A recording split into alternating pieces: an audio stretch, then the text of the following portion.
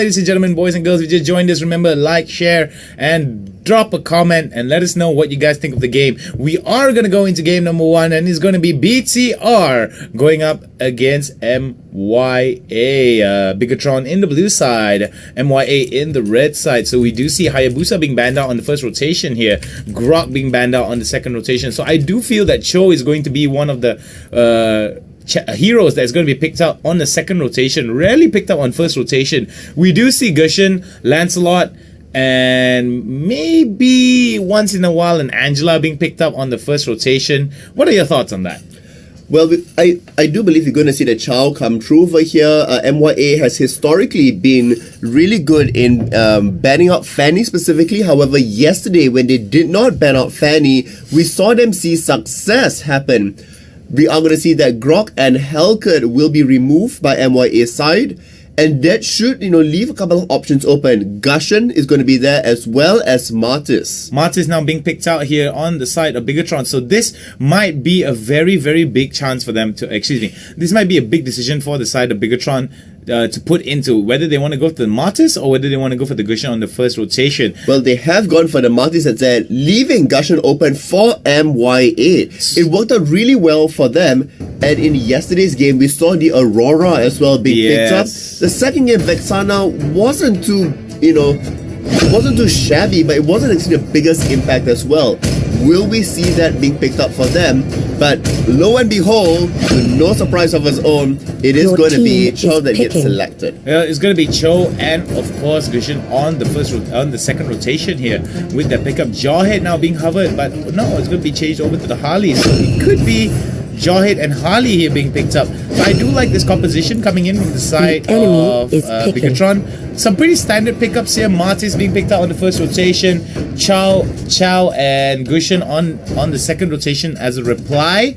I love the Akai hover. The Akai hover is really good to help round out MYA's composition that's there. The Harley and Jawhead. We have seen Bigatron use Jawhead before, and we have seen some pretty good Jawhead plays coming up from them yesterday as well. So, so far both teams pretty solid lineup, and MYA's going to go for Natalia.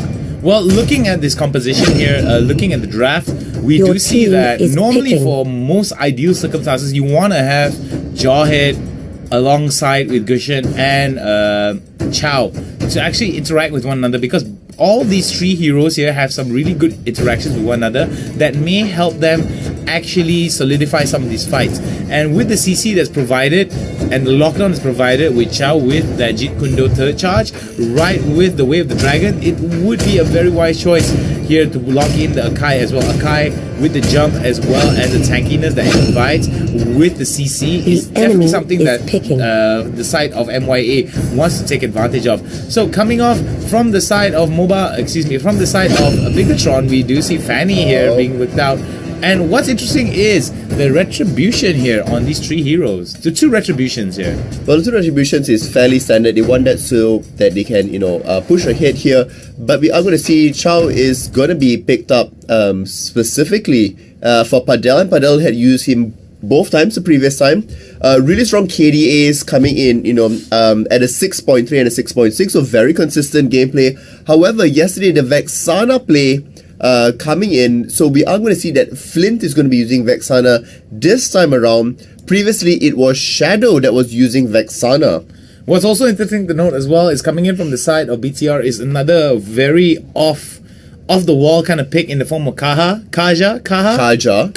right? So I'm sorry, a little bit Espanolis there, J is H there. So anyway, this is the first Kaja that has been picked up as well. It is. So this is going to be very interesting. We did see some very interesting pickups yesterday that I felt was just a very out of left field farsa, to be exact, So, like I said beforehand, this is going to be very interesting as we go into game number 1. Till the enemy reaches the battlefield. All ages, Smash them. New to the stream, remember to go to twitch.tv/Mobile League if you want to go check it out in English. If you want to go check it out in Bahasa Melayu, you can go check it out in Mobile Star League BM.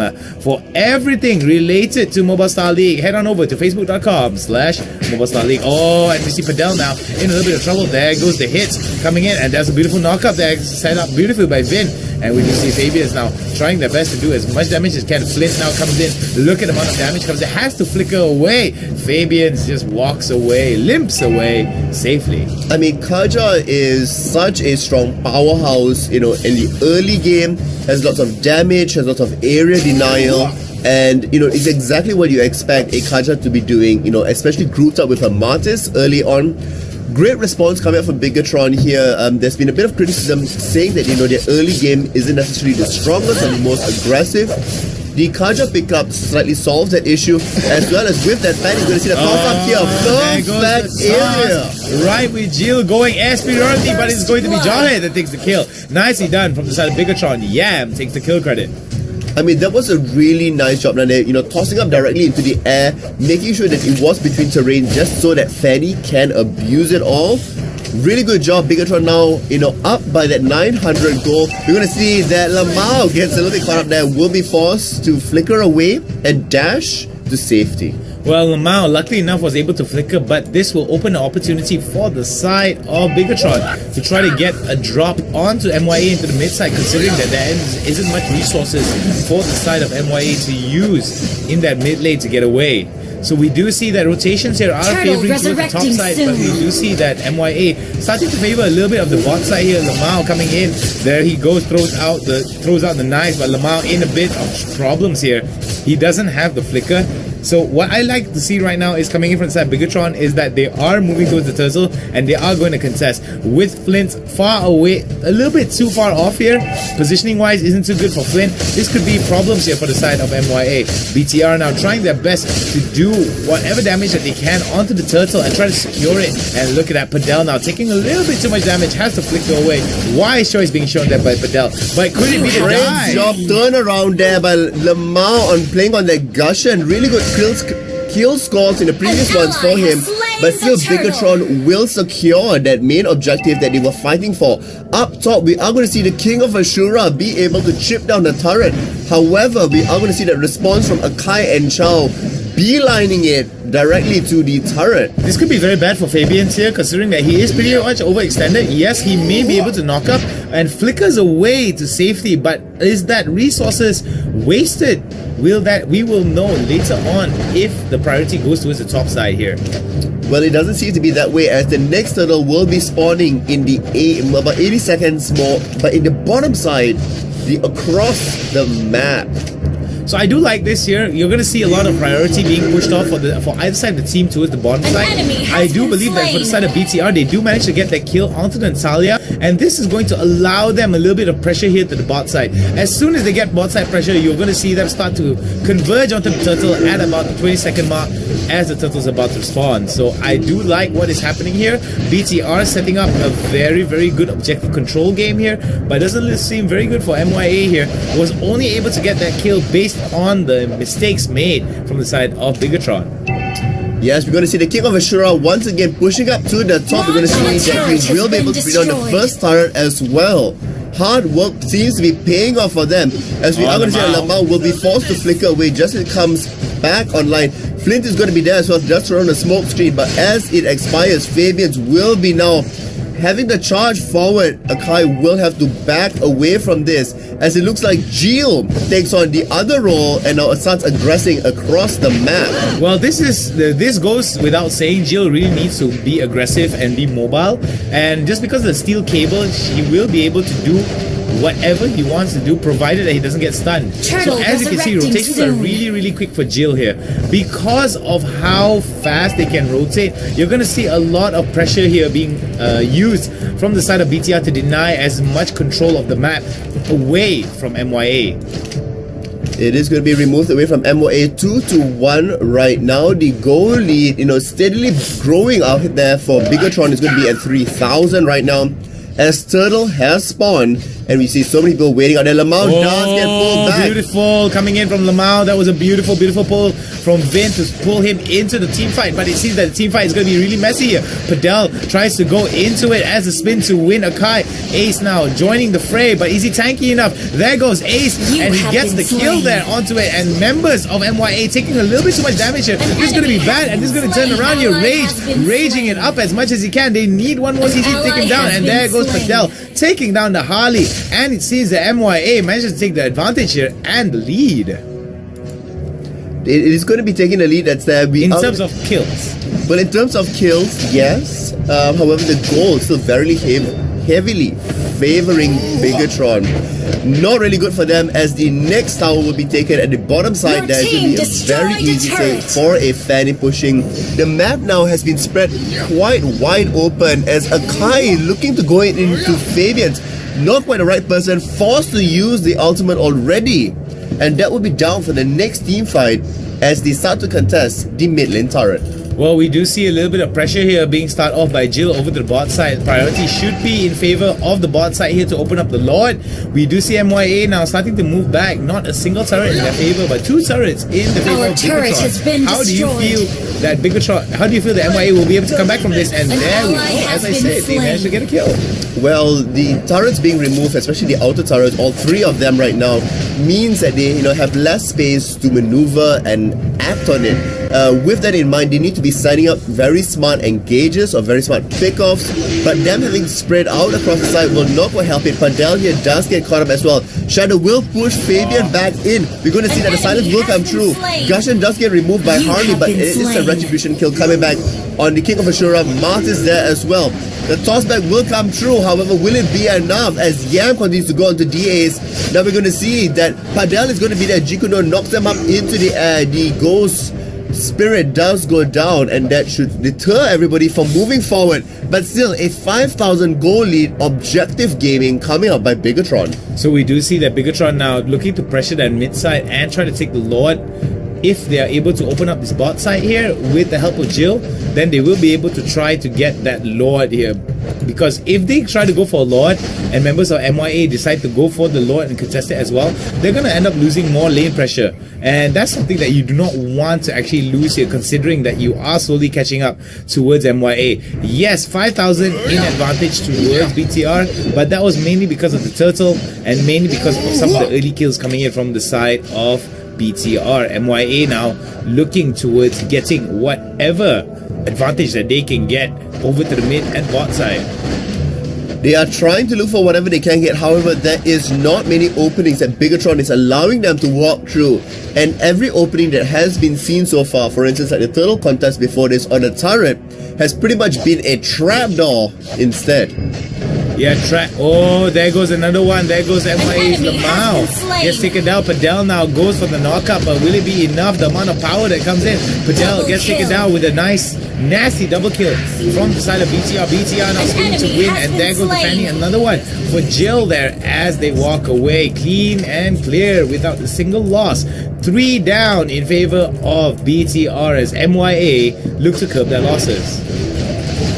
It's not really that they're trying to even curb their losses at this point. It just seems like they've hit a femoral artery and it's just bleeding, completely through. There's not much that they can even do about it. It seems like they need a surgeon, a plastic surgeon really at this point, or a team of surgeons. As Flynn comes in, does end up stealing it. My word. We talked about having a surgeon. That was a surgical execution. So well timed. That was beautifully done by MYA there. I mean, Flint showing up. We haven't really seen much of him, but that play might have just saved MYA from the crushing pressure that Bigatron is trying to do. It is still a 6,000 goal lead for them. Let's see how well they can escort Lord, potentially, to an equalizing point in this game. This is exactly what MYA needed to actually stay very much competitive against BTR, but it seems that BTR now looking towards getting a little bit of action here. The Lord League push it out here, Ace in the middle of it, and there they go, they get taken down. And this is exactly what MYA does. But Lamau there in a bit of spot of bother here. Yam chasing him up, and nicely done from the side of Padel to save Yam. I do like the fact that Talia is up top, pushing away from all the action. They should be able to get a turret there. Unfortunately, Lord does not, do any sort of structural damage whatsoever, but still being able to, have the counter push and now get a little bit more of map presence being felt, they should be in a better position.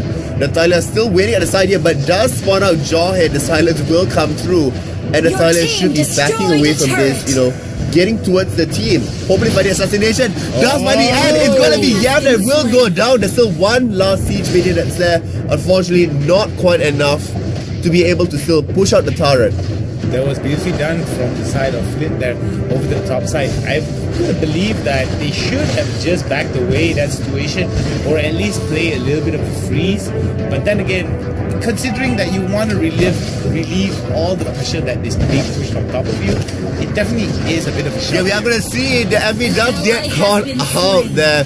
So we're going to see that KASIH does get removed. Lamau does have the elbow be put on it. Will be able to dive back in, but needs to be cautious against Fabian's crowd control. Jill gets caught out there. It looks like will be the end of it as Fabian is forced to flicker away. Like I said beforehand, that flicker was beautiful there coming in from the side of Jill, but it will not be enough though, as one member had to go down coming in from the side of BTR. But will they be able to get it? Fabian is now going in for the sword throw. That was such a starter move, throwing out the additional 5 blades just to, inspect and make sure that, hoping the 10 blades being pulled up will be good enough. Unfortunately, not quite the right angle. Natalia doing work up in the top lane and in the mid lane as well. MYA now pushing back, playing the objective game, will be able to get it. However, are they overextending? Overextending is definitely something that is going to be a problem here. Lamau does get pulled back. Will he be able to dash away? It looks like they do not want to go and overextend themselves. Bigatron know that they are not exactly in the driver's seat this time around. As we hit that 12-minute mark, the goal lead has shrunk down to just over 1,200. Really small, but the kills still heavily in the favor of MYA. Yeah, I mean, MYA already has some really good rotations here. Catching off members of BTR with the items coming through for the damage is really good. We're going to see that there's already the Berserker's Fury on Natalia. We're looking for additional attack speed coming in for her as well. Concentrated Energy has been completed both for Gushan as well as Harley. Jawhead still, a little bit behind in terms of items that's there. And in terms of defensiveness, Akai is now finally building it all up. It looks like he could be rushing for immortality, as Chow already has that Oracle built on him.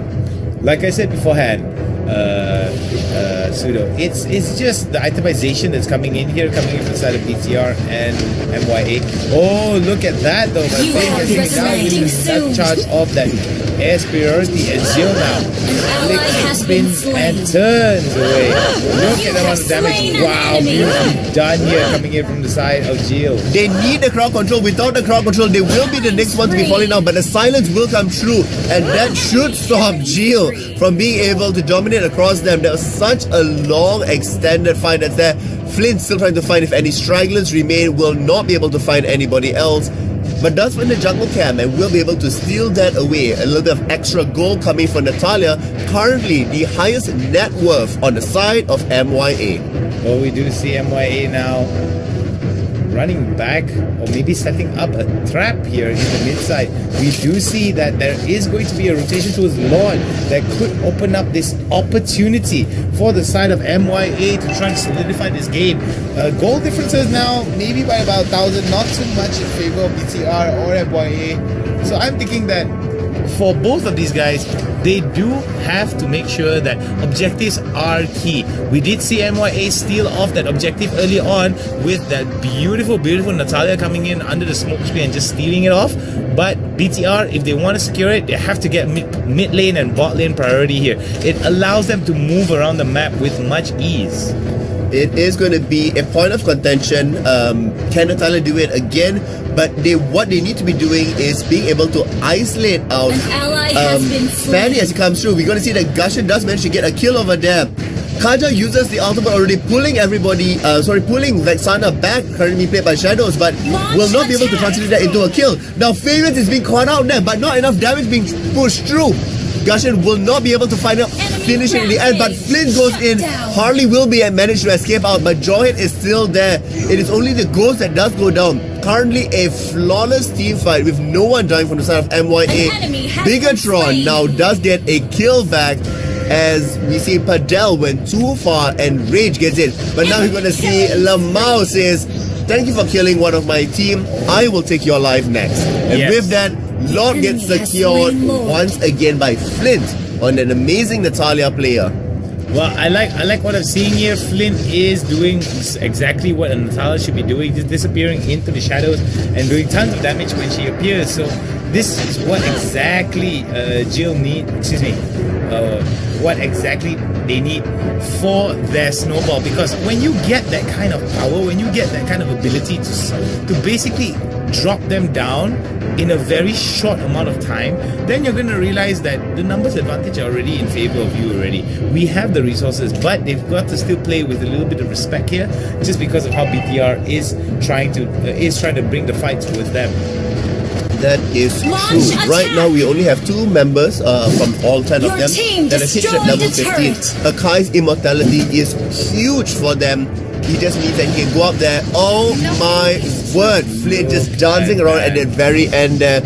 Will not quite be able to save it up. Fabius does get locked by in. Vexana does throw on the ultimate. Will be able to finally bring him down again. He does survive, yo. No, he does, but the final tick will come through. Gio, unfortunately, not in crowd control means he can dance around the enemy team. But right now, we're going to see that tower does go down. Vexana gets skill credit for that one. And we're going to see Natalia be able to push him and join her in from the side. This is going to be the end game here, as it's going to be MYA looking to end it. And MYA ends Bigatron. Oh my word. MYA's upset of the day. Came into the first day a little bit shaky. Improved